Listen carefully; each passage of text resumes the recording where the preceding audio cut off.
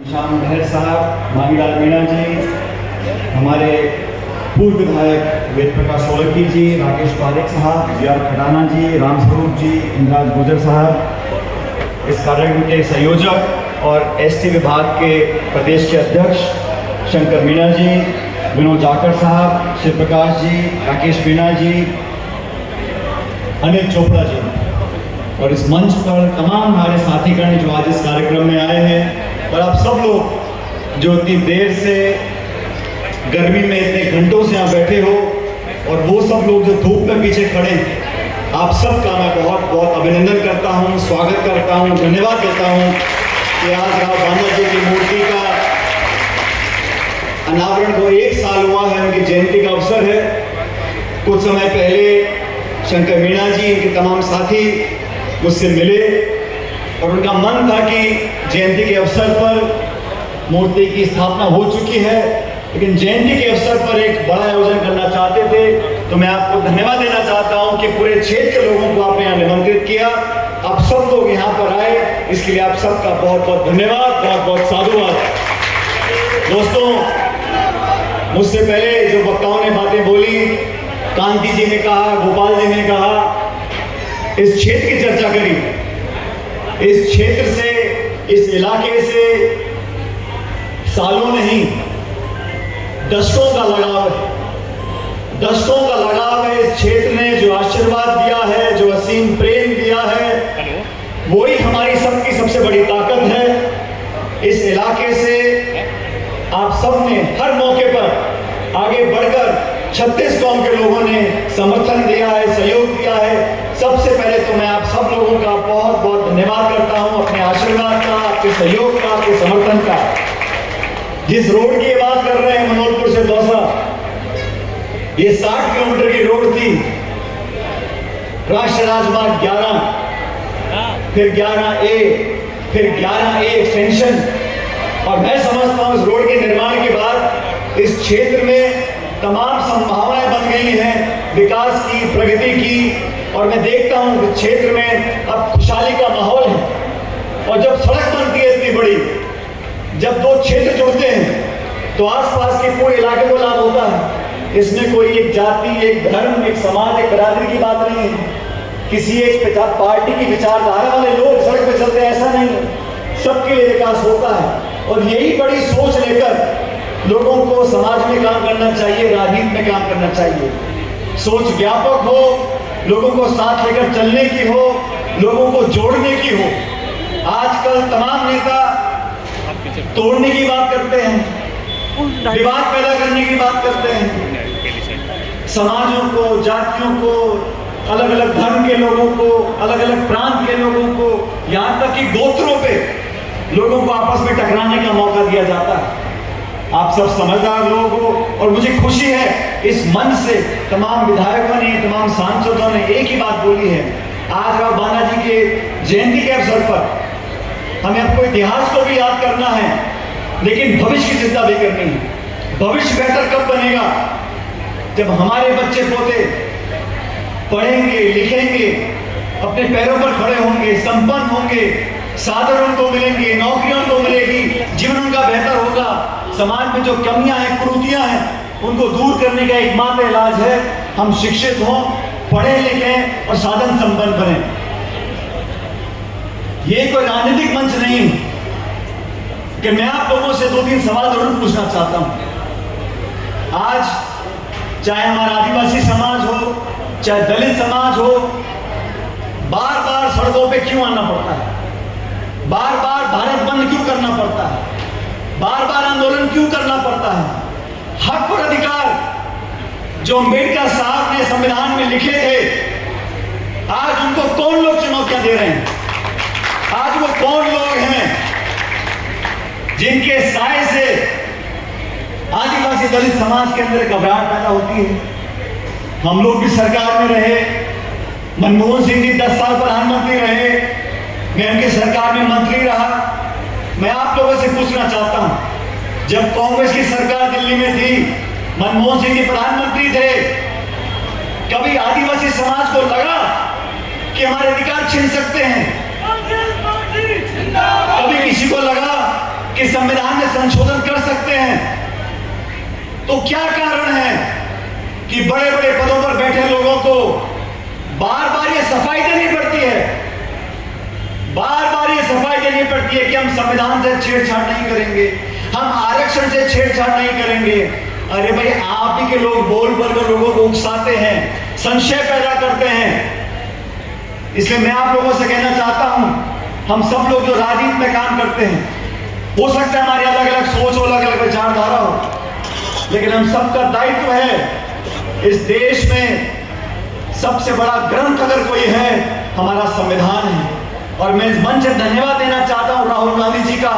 उन्होंने संविधान को सुरक्षित रखने का, संविधान की मूल भावनाओं को सुरक्षित रखने का, संविधान के असली मूल को जनता तक पहुंचाने का जो संकल्प लिया है, उससे पूरे देश में आज एक नई उमंग दौड़ी है।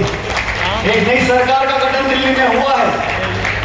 राजनीति में हार जीत होती रहती है, लेकिन इन 10 सालों में जब से सरकार दिल्ली में बैठी है, हमारा जो किसान वर्ग है, जो वंचित वर्ग है, जो दबा कुचला पिछड़ा दलित आदिवासी वर्ग है, वो अपने आप को आज ठगा हुआ महसूस क्यों करता है? बार बार लोगों के जहन में सवाल क्यों आता है कि अगर 400 पार हो जाते तो न जाने क्या करते। धन्य इस देश की जनता जिन्होंने लोकतंत्र को जिंदा रखते हुए एक ऐसी त्रिशंकु लोकसभा दी है जहां किसी दल को बहुमत नहीं मिला। ये गलतफहमी नहीं पालनी चाहिए, किसी दल को बहुमत नहीं मिला, एक मिली जुली सरकार बनी है, 2-2 बैसाखियों को लेकर सरकार आगे चल रही है। और उसका परिणाम यह है कि दिल्ली की संसद में जहां मुरारी जी और हरीश मीणा जी बैठते हैं, आपके आशीर्वाद से, और मुझे कहते हुए बड़ा फक्र है, मैं धन्यवाद देना चाहता हूं आप सब लोगों का। चाहे धौलपुर हो, चाहे भरतपुर हो, चाहे दौसा हो, चाहे टोंक हो, सब जगह प्रचंड बहुमत के साथ कांग्रेस पार्टी के हमारे सांसद जीत कर गए हैं।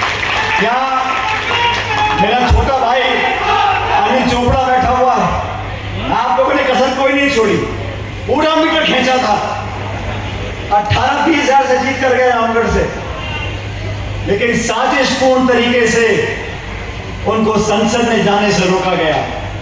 लेकिन अनिल जी, आप नौजवान हो, आप हिम्मत रखो, संघर्ष करो, जब जनता मौका देगी तो छप्पर फाड़ के देगी, फिर तो रोकने वाला नहीं मिलेगा। हम लोग प्रचार करते हैं किसान की बात, किसानी की बात, गरीब की, मजदूर की, नरेगा की, शिक्षा की, रोड की, बिजली की, स्कूलों की, अस्पतालों की, कॉलेज की। देश को विकास करना है, देश को जोड़कर रखना है, चाहे महात्मा गांधी हो, चाहे राजीव गांधी हो, इंदिरा गांधी हो। हम लोग क्या बातें क्या करते थे? ये देश सबका है, सबकी भागीदारी है, सब नागरिक बराबर हैं, कानून संविधान बोलता है हर नागरिक का एक वोट है, कोई पक्षपात नहीं होगा, कोई भेदभाव नहीं होगा, संविधान सबसे ऊपर है। देश की सरकार चलेगी तो संविधान की भावना से चलेगी। आज ये माहौल बन गया। अब देखो, जब से राहुल गांधी जी नेता प्रतिपक्ष बने हैं, संसद में क्या हाल है? बड़े बड़े नेताओं के मुंह मुरझा गए, वो रौनक चली गई, वो हंसी चली गई।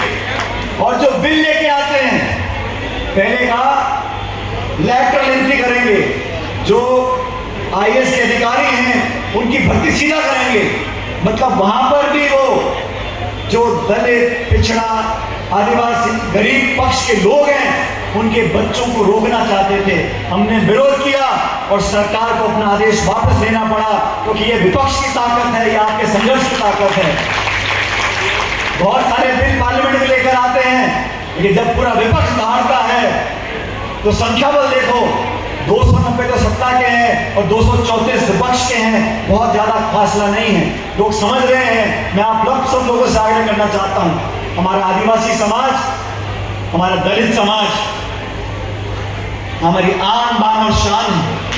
मैं आप लोगों को विश्वास दिलाता हूं, आपके हितों के लिए, आपके बच्चों के भविष्य को संरक्षित रखने के लिए जो भी हमें करना पड़ेगा, हम करने को तैयार हैं। हम उस दल से वास्ता रखते हैं जो 130 साल से देश को शीश दिलाई है। सत्ता हो या विपक्ष हो, सबको साथ लेकर आगे चलने का हमने संकल्प लिया है।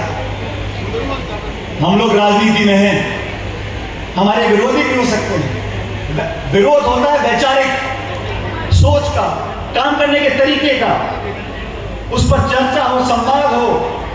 लेकिन जो लोग हमारी राजनीति को जानते हैं वो समझते हैं हमने बड़े से बड़े विरोधी का भी अगर विरोध किया है, डट कर किया है, लेकिन संयम से किया है, मर्यादापूर्ण भाषा से किया है। विरोधियों का सम्मान करना, अपने प्रतिद्वंदी को इज्जत देना, संयम और मर्यादा की सीमा को नहीं लांघना, ये हमारी राजनीति का परिचय है। और राजस्थान के साथियों, ये तो अतिथि देवो भव की भूमि है। जो भी आएगा उसका स्वागत है। प्यार मोहब्बत का इतिहास रहा है। वाणी में विनम्रता रखनी चाहिए, लोगों को सम्मानपूर्वक संबोधन करना चाहिए। और अगर राजनीति की बात आ रही है तो अब चुनाव उपचुनाव आने वाले 5-6 जगह, तब तो बात कर लेंगे, पता पड़ जाएगा। मैं तो नहीं कहता हूं, पहली बात कि जीवन में समय कभी एक सा नहीं रहता, समय कभी एक सा नहीं रहता। जिन लोगों को सत्ता की चाबी दी जाती है उनसे अपेक्षा की जाती है कि आप अपनी पूरी ताकत जनता की सेवा में लगाओ, गरीब का कल्याण करो। आज क्या हालात बने हुए हैं, बच्चों का बलात्कार हो रहा है, विकास के नाम पर सिर्फ घोषणा हो रही है। इतना झगड़ा, मुझे पता नहीं कौन मंत्री है और कौन नहीं। अब तो पूछते डर लगता है मेरे को। मुझे किसी पत्रकार ने पूछा, हमारे समाज के बड़े वरिष्ठ नेता हैं, दूसरी पार्टी के लेकिन बड़े वरिष्ठ नेता हैं, डॉक्टर किरोड़ी मीणा जी। अब वो मुझे किसी पत्रकार ने पूछा कि डॉक्टर साहब मैं अभी इस्तीफा वापस नहीं लिया। मैंने उनसे कहा, हालांकि मेरी पार्टी का मसला नहीं, मसला भाजपा का है, वो निपटेंगे इससे। कि मैंने भाजपा के नेताओं को सलाह दी, अगर सच्चे मन से मनाओगे तो मान जाएंगे। वो आधे मन से मनाते तो कौन मानेगा? उनका मनाने का मन ही नहीं है। मना तो मान जाएंगे। और राजनीति में अलग अलग विचारधारा है, अलग अलग पृष्ठभूमि है। हम सब लोग, हमारा अंतिम उद्देश्य क्या है कि हम में से जनता की सबसे बेहतर सेवा कौन कर सकता है। हमारा कोई आपसी झगड़ा नहीं, कोई व्यक्तिगत किसी से लाग लगे पेट नहीं।